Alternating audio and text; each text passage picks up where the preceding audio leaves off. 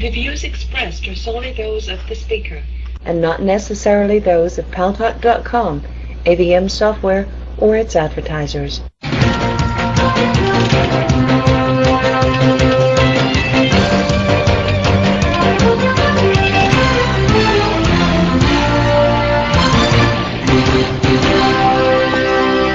News Talk is online. News Talk Online is a production of Paltalk.com, the largest multimedia interactive program on the internet with more than 4 million unique users on demand on iTunes and on YouTube and on my blog, GaryBaumgarten.com, where you are encouraged to comment, whether you agree with yours truly or not. No retribution.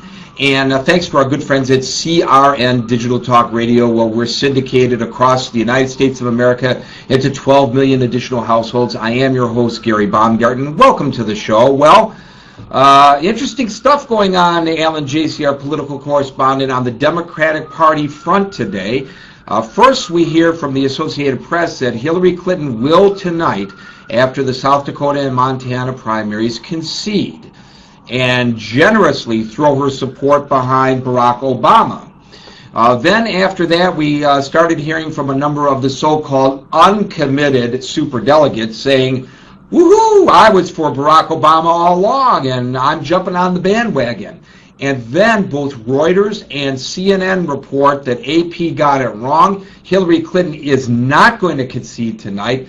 Let me just ask you this, two questions, Alan Jasie. Why the confusion? That's A. And B, why the hell would she not concede at this point? Well, that's a good question. I mean, I think there's just a lot of speculation and rumors that is going on right now with will she, won't she.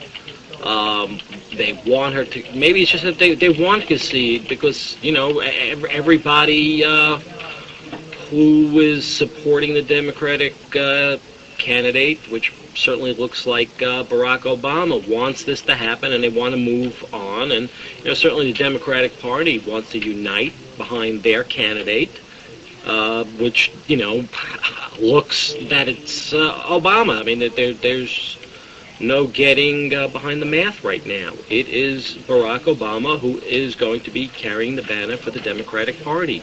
So. You know, again, why they shouldn't concede is beyond me, but then again, they've done a lot of things these last few months that have confused a lot of people. Well, you know, I'll tell you something, Alan. I think she's just killing herself as the wife of the senior statesman of the Democratic Party. If she thinks that she's going to come back to the well of the Senate, and the members of the Democratic side of the aisle are giving her a standing ovation for the great job she did as a candidate for President of the United States. If she does not concede tonight, she's very delusional, because all she is doing at this point is serving to divide her party and make it more difficult for them to get geared up to fight John McCain in the general election.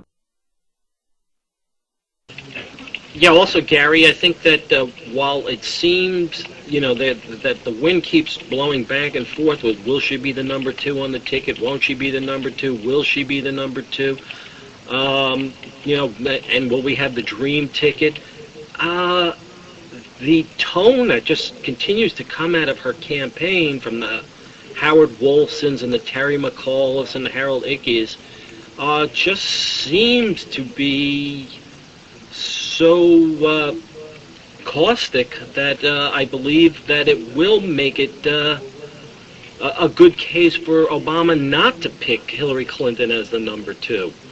And, you know, again, I think these two need each other in spite of certainly there's at least a lot of dislike amongst the campaigns. I'm not sure if the candidates view it that way, but I think within the two campaigns, clearly the folks on the top for Obama, David Blouf and David Axelrod, do not appreciate anybody in the Clinton campaign that I just named.